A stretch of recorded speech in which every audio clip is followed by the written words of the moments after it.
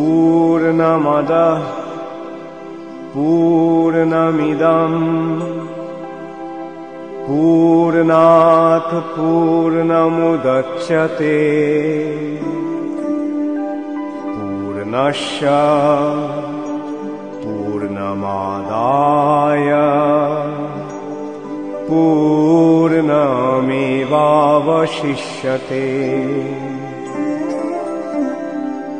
ईशावास्यमिदं सर्वं यत्किञ्च जगत्यां जगत् तेन तक्तेन भुञ्जिथा मा गृधः कश्वश्विद्धनम्।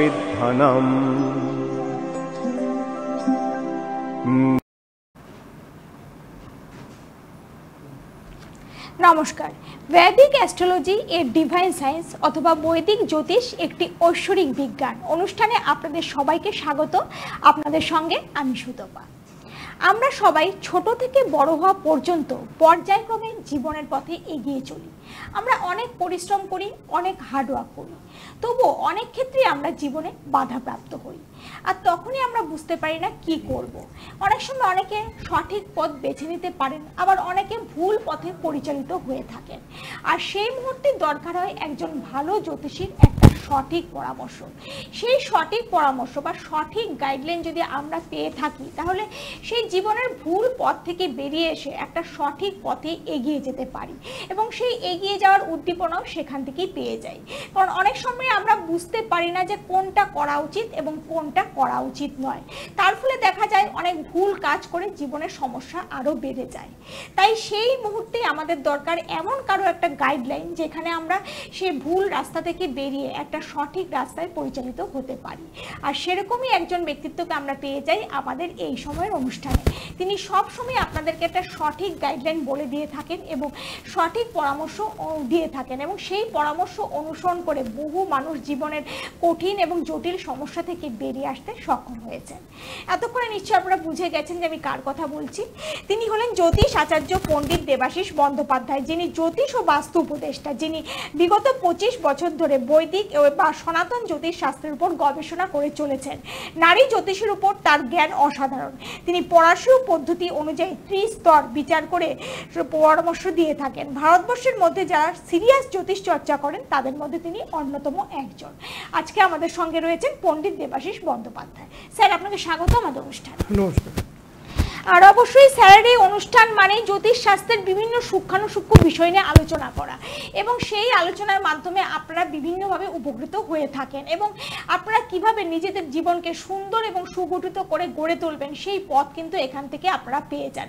যারা নিয়মিত অনুষ্ঠান দেখেন তারা নিশ্চয়ই জানবেন যে স্যার জ্যোতিষ শাস্ত্রের বিভিন্ন বিষয়গুলো কিভাবে আমাদের জীবনে গ্রহ নক্ষত্রের প্রভাব পড়ে এবং তার ফলে কিভাবে জীবনের সমস্যা সৃষ্টি হয় এবং সেই সমস্যা থেকে বেরোনোর রাস্তা কি আছে সবটাই কিন্তু সুন্দরভাবে আপনাদেরকে বলে দিয়ে থাকেন। তো গত পর্বে আমরা যে বিষয় নিয়ে আলোচনা করছিলাম, কিন্তু সময়ের অভাবে সেই আলোচনা আমাদের সম্পন্ন হতে পারেনি। আজও সেই বিষয় নিয়ে আমরা একটু আলোচনা করে নেব স্যারের সঙ্গে, তারপর আমরা অন্যান্য বিষয়ে যাব।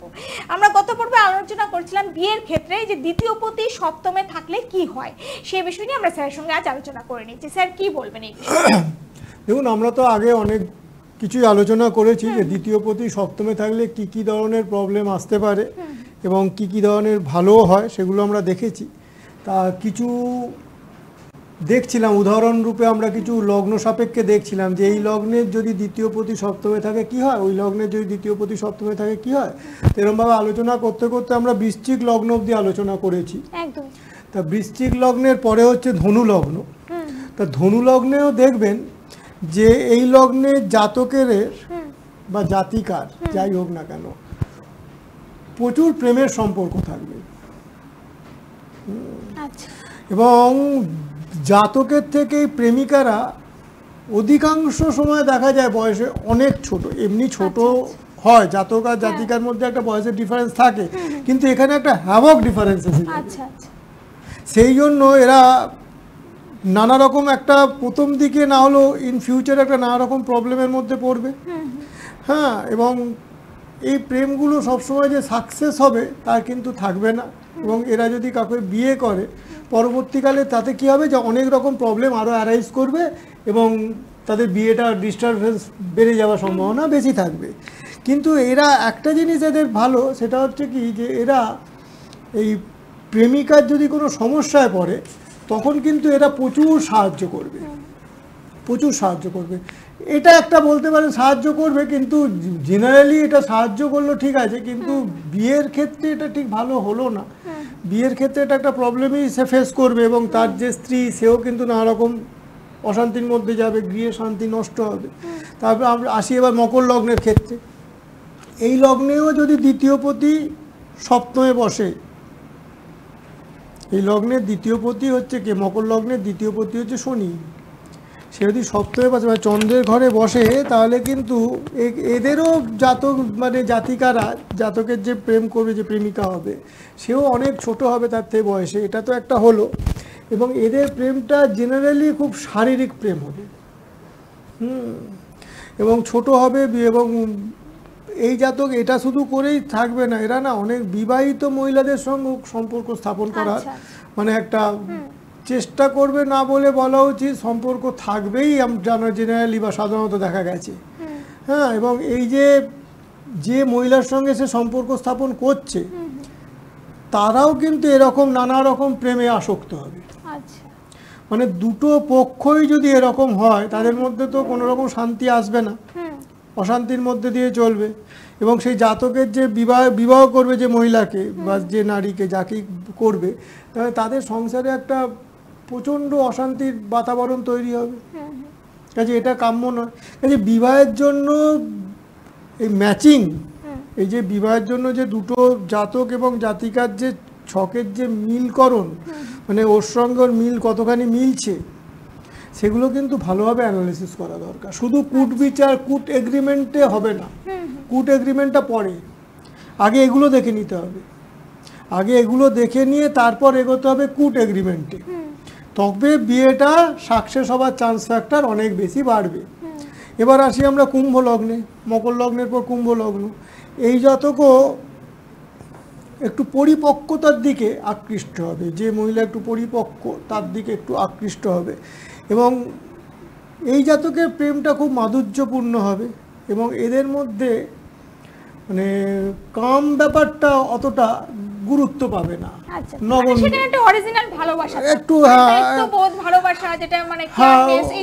জিনিসগুলো থাকবে এবং এদের প্রেমটা একটু মানে কি বলবো, উল্লেখজনকভাবে সাফল্য লাভ করে। হ্যাঁ, এটা তবু একটু, কিন্তু দেখুন ওরম যদি যাকে ওরম প্রেম করেছে তার সঙ্গে বিয়ে হলো একরকম, কিন্তু এদের তো মানে বহুমুখী একটা ব্যাপার থেকে যাচ্ছে সম্পর্কের দিকে। কাজে এইগুলো দেখতে হবে তখন যে ছকেতে তার বিশেষ করে সেই পার্টিকুলার সেই জাতকের বা জাতিকার কীরকম কী আছে, এটা একবার অ্যানালিসিস করে নেওয়া বা বিশ্লেষণ করে নেওয়া খুব দরকার আছে। এবার আসি আমরা মীন লগ্নের ক্ষেত্রে। যেহেতু বিয়ের ব্যাপার, সেখানে সবকিছুই ভালো মতো দেখেই তারপরে কিন্তু একটা বিয়ে দেওয়া উচিত। যেমন স্যার আজকে যেটা বলছেন, এক এক লগ্নে কি কি হতে পারে, দুজনের সঙ্গে ম্যাচিং না হলে কি হতে পারে, আবার ম্যাচিং হলেও কি হতে পারে, তারপরে নিশ্চয়ই বুঝতে পারছেন না ম্যাচিং না হলে কি সমস্যাগুলো হয়। তাই সেই অনুষ্ঠানটা ভালো করে শুনুন, সেখান থেকে বুঝতে পারবেন যে বিয়ের আগে সবকিছু মিলিয়ে বিয়ে করাটা কতটা প্রয়োজন।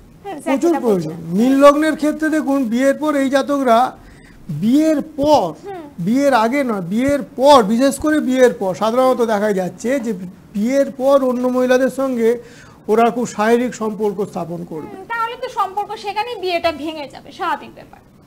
এবং যে সমস্ত মহিলার সঙ্গে সে সম্পর্ক স্থাপন করবে সেই সব মহিলারাও ওরকম নানা রকম ছেলেদের সঙ্গে সম্পর্ক স্থাপন করবে, মানে ওরকমটাই ভিড়ি ছাড়া। হ্যাঁ, মানে দুজনেই দুপক্ষই একদম মানে এ বলে আমায় দেখো, তো বলে আমায় দেখো, কাজেই সম্পর্ক তো তখন একদমই গন্ডগোলের জায়গায় দাঁড়িয়ে যাবে।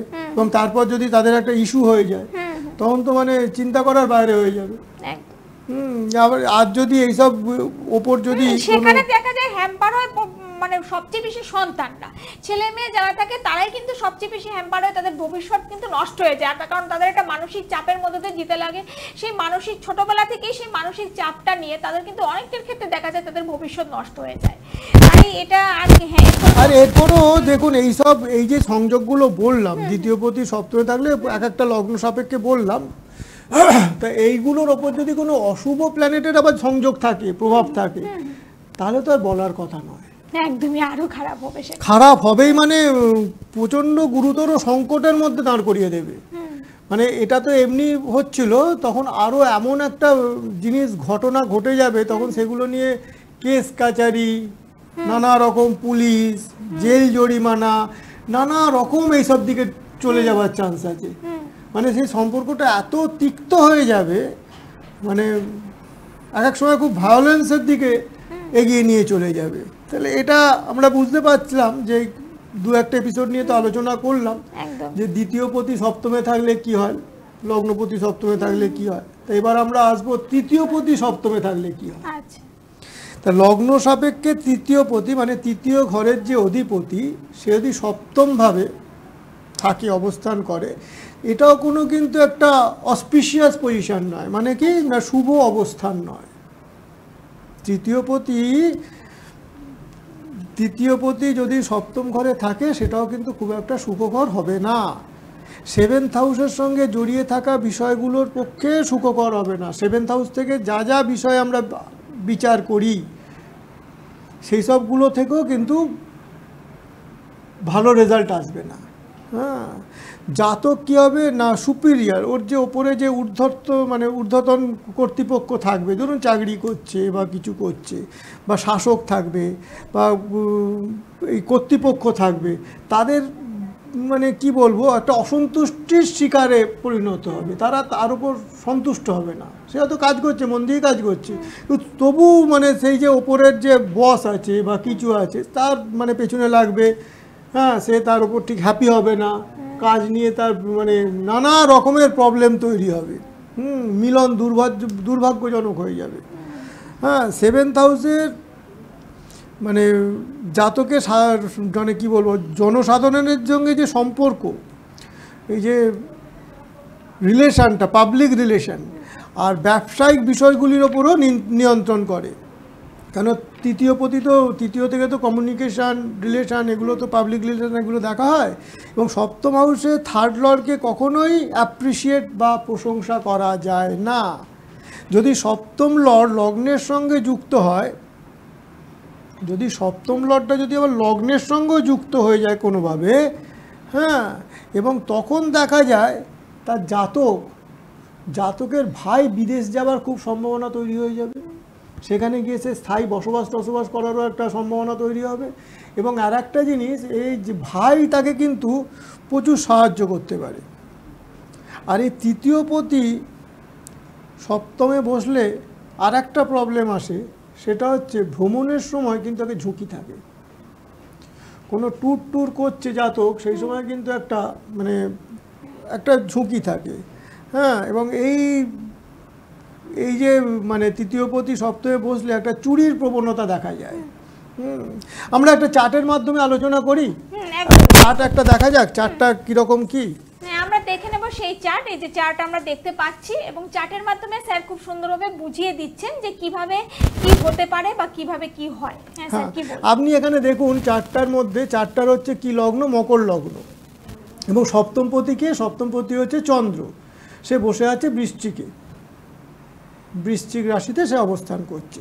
তাহলে এই যে তৃতীয় ঘরে দেখা যাচ্ছে কে বসে আছে না, তৃতীয় পতি কোনটা? তৃতীয় পতি হচ্ছে বৃহস্পতি। তা সপ্তম ঘরটা কোনটা? কর্কট। তা কর্কট ঘরে দেখুন বৃহস্পতি সে বসে আছে। তা কর্কটের ঘরে যদি বৃহস্পতি বসে থাকে, সেটা কিন্তু খুব শুভ। মানে আপাত দৃষ্টিতে কেন বলছি, ওখানে বৃহস্পতি তুঙ্গ হচ্ছে। তা বৃহস্পতি তৃতীয় পতি সপ্তমে, বৃহস্পতি এমনি শুভ গ্রহ, এবং বৃহস্পতি মানে নৈসর্গিক শুভ। এবং যদিও এখানে তার দ্বাদশপতি, মানে সে ফাংশনাল খুব একটা শুভ নয়, তবুও তৃতীয় পতি হিসেবে যখন সে সপ্তম ঘরে বসছে, তাহলে এই যে জাতিকার তার মানে সুখকর একটা জীবন পাওয়ার একটা কথা ছিল। এখানে একটা আশা করবে যে বৃহস্পতি সপ্তম ঘরে তুঙ্গ হয়ে বসে আছে, কাজে একটুখানি তো ভালো তার লাইফ হবে, তার বিয়ে ভালো হবে, তার সুখের হবে। কিন্তু এখানে পুরো উল্টো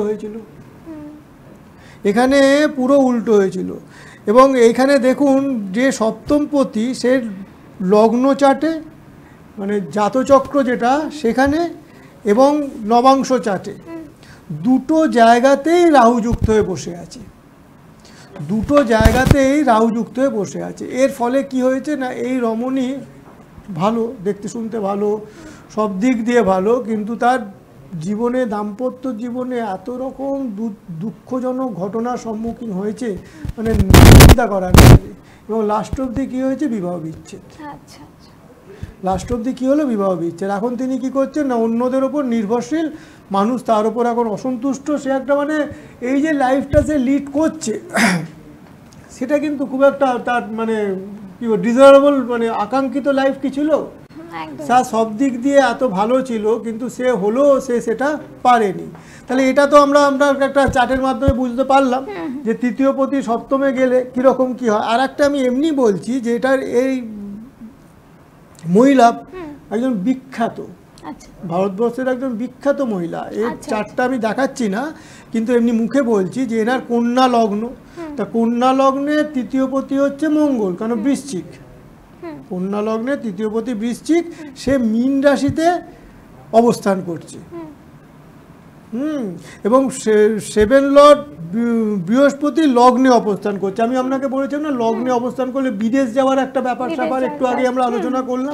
তাহলে এই জাতিকায় অসুখী বিবাহিত জীবন করেছেন, কিন্তু বিদেশে বহুবার গেছেন এবং বিদেশে গিয়ে সে প্রচুরভাবে সে উন্নতিও করেছিল, পড়াশোনা সে বিদেশ থেকে ক্যারিয়ারে উন্নতি করেছেন, কিন্তু বিবাহিত জীবনটা একদমই ভালো না। একদমই ভালো না, মানে একদমই ভালো না, মানে অসুখী বিবাহিত জীবন নিয়ে সে চলেছে। এবার আমরা বিবাহ নিয়ে আরো আলোচনা করব, কিন্তু এক নাগারে বিবাহ নিয়ে আলোচনা না করে আমরা একটু অন্য বিষয়ে যাব। আর বিবাহ নিয়ে স্যার কিন্তু আমাদের গত সপ্তাহে আলোচনা হয়েছিল, এই সপ্তাহ যেটা বাকি ছিল স্যার বলে দিলেন।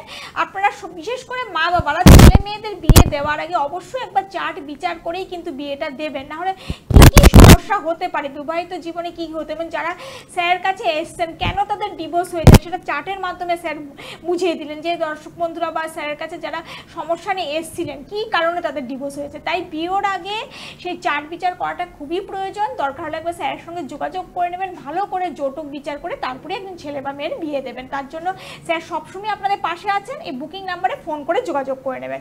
আর স্যারকে আপনারা পেয়ে যাচ্ছেন গড়িয়াহাট, বালি এবং মায়াপুর। এই নাম্বারে ফোন করে আসবেন 79980039 এবং অনলাইন কনসালটেশনের ব্যবস্থা রয়েছে। আপনারা দূরের দর্শক বন্ধুরা আপনারা অনলাইনে অবশ্যই যোগাযোগ করতে পারেন। আর জ্যোতিষ শিক্ষার জন্য অবশ্যই এই নাম্বারে যোগাযোগ করবেন। দর্শক বন্ধুরা জানিয়ে রাখছি, যাদের date of birth, time, place ঠিকভাবে জানা নেই তারাও স্যারের সঙ্গে যোগাযোগ করতে পারেন, কারণ হোরারি পদ্ধতিতে স্যার বিচার করে থাকেন, সেখানে ডেট অফ বার্থ, টাইমের প্রয়োজন পড়ে না। কিন্তু তার জন্য অবশ্যই চেম্বারে আসতে হবে, চেম্বারের সামনাসামনি সাক্ষাৎ করে সামনাসামনি আপনারা হোরারি পদ্ধতিতে যে কোনো সমস্যার সমাধান পেয়ে যাবেন। আমরা এবার চলে যাচ্ছি পরবর্তী আলোচনায়। আমরা কিছুদিন আগের এক পর্বে রাহু নিয়ে আলোচনা করছিলাম, কিন্তু সেখানেও সম্পূর্ণভাবে আলোচনা সম্পন্ন হতে পারে।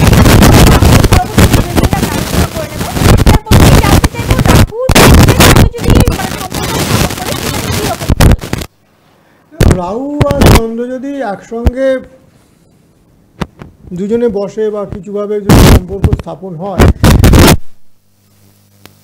মনকে প্রতিনিধিত্ব করে। চন্দ্র মনের কারক গ্রহ,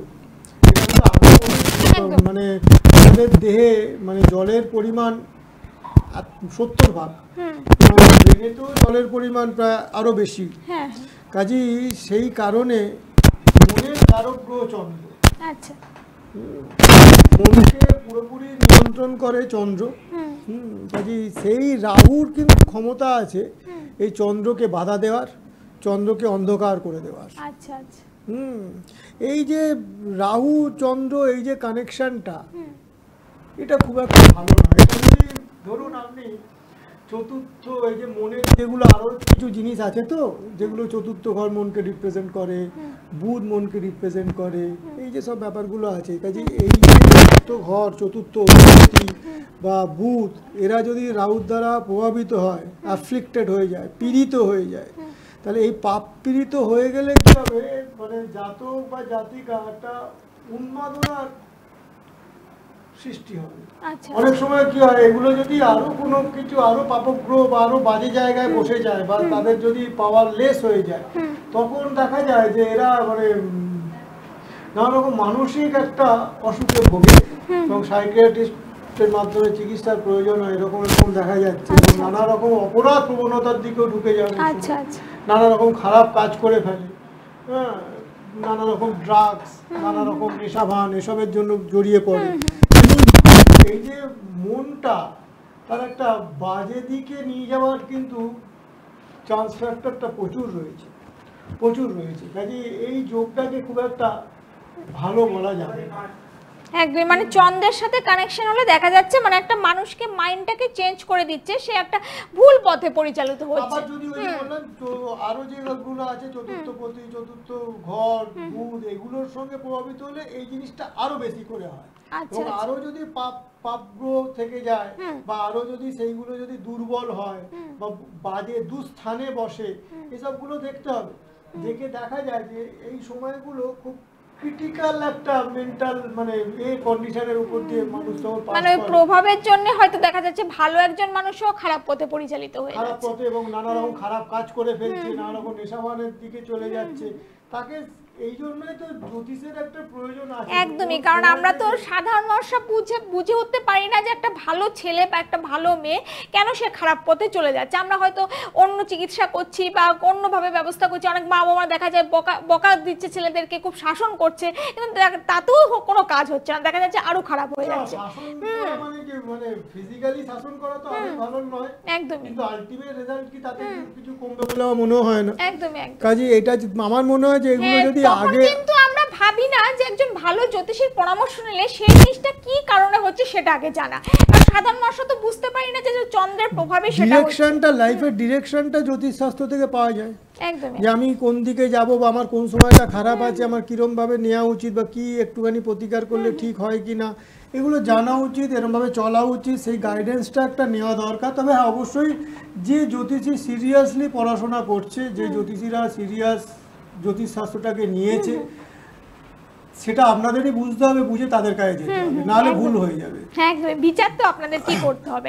হ্যাঁ, ভুল হয়ে যাবে, মানে নানা রকম সেটা আপনাদেরই বিচার করতে হবে যে হু ইজ দ্য বেস্ট, বা এটা কাদের মধ্যে আমি কাকে আমি চুজ করব, কার কাছে যাব। তবে আমি সাজেশন দেবো যারা পড়াশোনা করছে সিরিয়াসলি, পড়াশোনা যারা করছে না তাদের কাছে যাবেন না, তারা খুব একটা ভালো কিছু বলতে পারে বলে মনে হয় না, গাইড করতে পারে বলে মনে হয় না, ভুলভাল নানা রকম হয়ে যাওয়ার চান্স আছে। সেই কারণে আমি একটাই সাজেশন দেবো যে পড়াশোনাটা যারা করছে তাদেরকে আপনি লক্ষ্য করুন এবং তাদের কাছে যান। আর আপনারা যারা অনুষ্ঠান নিয়মিত দেখেন তারা তো নিশ্চয়ই জানবেন যে পণ্ডিত দেবাশিস বন্দ্যোপাধ্যায় কিন্তু বিগত 25 বছর ধরে এই যে সনাতন বা বৈদিক জ্যোতিষ সেটা নিয়ে কিন্তু পুরোপুরি গবেষণা করে চলেছেন, একদম রিসার্চ করে চলেছেন। তাই এত বছর ধরে যার অভিজ্ঞতা, যিনি এত বছর ধরে গবেষণা করছেন, তার কাছে গেলে নিশ্চয়ই আপনারা ভালো ফল পাবেন। সেটা আপনারা নিজেরাই বিচার করে দেখুন। যে 2-3 দিন মাত্র জ্যোতিষীকে কাজ করছে, তার কাছে গেলে তো সেই ফলটা আপনি পাবেন না। যিনি বিগত 25 বছর ধরে এত মানুষকে কাজ দিয়েছেন, এত মানুষ তার কাছে এসে উপকৃত হয়েছেন এবং এখনো জ্যোতিষশাস্ত্র নিয়ে গবেষণা করে চলেছেন। কারণ জ্যোতিষশাস্ত্র বিশাল সাবজেক্ট, একটা সারা জীবনও হয়তো সেই গবেষণা শেষ হয় না, এত বড় সাবজেক্ট। যিনি যেটা নিয়ে দীর্ঘদিন ধরে গবেষণা করছেন, এখনো গবেষণা চালিয়ে চলেছেন, তার কাছে বহু মানুষ এসছেন এবং 25 বছর ধরে, বিগত 25 বছর, এত বছর ধরে জ্যোতিষশাস্ত্র নিয়ে কাজ করেছে। সেখানে আপনারাই ভাবুন যে আসলে সেখানে সমাধান পাবেন কিনা। কারণ সেখানে আপনারা যেখানে দেখছেন যিনি এত বছর মানুষকে কাজ দিয়েছে, সেখানে আপনারাও আসলে নিশ্চয়ই সেখান থেকে উপকৃত হবেন, সেখান থেকে কাজ পাবেন। সেটা আপনাদের নিজেদেরকেই বিচার করতে হবে। আমি আরেকবারও জানিয়ে রাখছি, স্যারকে আপনারা পেয়ে যাচ্ছেন গড়িয়াহাট, বালি এবং মায়াপুর, এই 3টি চেম্বারে পাচ্ছেন। কলকাতার দর্শক বন্ধুরা অবশ্যই গড়িয়াহাট চেম্বারে যোগাযোগ করবেন, আপনারা বালি চেম্বারেও করতে পারেন। এছাড়া মায়াপুরে আপনারা পেয়ে যাচ্ছেন। নদিয়া কৃষ্ণনগরের যারা দর্শক বন্ধুরা আছেন মায়াপুর চেম্বারে যোগাযোগ করতে পারেন। আর যারা অন্যত্র রয়েছেন, যারা ওয়েস্ট বেঙ্গলের অন্যান্য জায়গায় রয়েছেন, তারা কোনো কারণে 3টি চেম্বারে না আসতে পারলে আপনারা অনলাইনেও কিন্তু যে কোনো সমস্যার সমাধান পেয়ে যাবেন। শুধু টেলিভিশন স্ক্রিনে যে বুকিং নাম্বারটি দেওয়া রয়েছে সেই নাম্বারে ফোন করে যোগাযোগ করে নিতে হবে। বাড়িতে বসে অনলাইনে যে কোনো সমস্যার প্রতিকার বা সমাধান আপনারা পেয়ে যাবেন। শুধু অনলাইন কনসালটেশনের জন্য সেই নাম্বারে ফোন করে আপনাদের যোগাযোগ করতে হবে। আর যারা জ্যোতিষ শিক্ষা নিতে চাইছেন, স্যার কিন্তু বহু স্টুডেন্টকে শিক্ষা দিয়ে থাকেন, এবং যারা কেরিয়ার গঠন করতে চাইছেন জ্যোতিষশাস্ত্রের মাধ্যমে, তারাও ওই বুকিং নাম্বারে ফোন করে যোগাযোগ করে নেবেন। যেহেতু হাতে সময় নেই, শেষ করার আগে আবারও বলবো, যাদের date of birth, time, place জানা নেই, তারাও স্যারের কাছে আসতে পারেন। স্যারের কাছেই কিন্তু এই সুবিধা রয়েছে, সামনাসামনি সেখানে সাক্ষাৎ করতে হবে, হোরারি পদ্ধতির মাধ্যমে সেখানে কিন্তু সমাধান পেয়ে যাবেন। আমি আপনাদেরকে আরেকবার জানিয়ে রাখছি, স্যার জন্মছক, বর্গছক, গোচর বিচার, বর্ষফল এবং হোরারির মাধ্যমে বিচার করে শুভাশুভ ফল দিয়ে থাকেন এবং হোরারি পদ্ধতিতে কোনো জন্ম সময়, জন্ম তারিখ বা জন্মস্থানের প্রয়োজন হয় না। সেখানে আপনারা স্যারের সঙ্গে সামনাসামনি সাক্ষাৎ করলে সেখান থেকেই কিন্তু আপনারা হোরারি পদ্ধতিতে যে কোনো বিচার পেতে পারেন বা যে কোনো সমস্যা থাকলে সেখান থেকে বেরিয়ে আসার পথ কিন্তু পেতে পারেন। তাই আজ আমাদের হাতে আর একদমই সময় নেই, আমরা এখানেই শেষ করব। আগামী পর্বে জ্যোতিষশাস্ত্রের আরও অনেক গুরুত্বপূর্ণ বিষয় নিয়ে আমরা আলোচনা করে নেব। স্যার আপনাকে অনেক ধন্যবাদ আমাদের অনুষ্ঠানে আসার জন্য। সবাই খুব ভালো থাকবেন। নমস্কার। ওম পূর্ণমদঃ পূর্ণমিদং পূর্ণাৎ পূর্ণমুদচ্যতে পূর্ণস্য পূর্ণমাদায় পূর্ণমেবাবশিষ্যতে।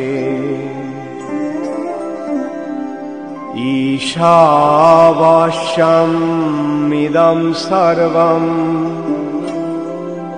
যৎকিঞ্চ জগত্যাং জগৎ তেন তক্তেন ভুঞ্জিথা মা গৃধা কস্বশ্বিদ্ধনম।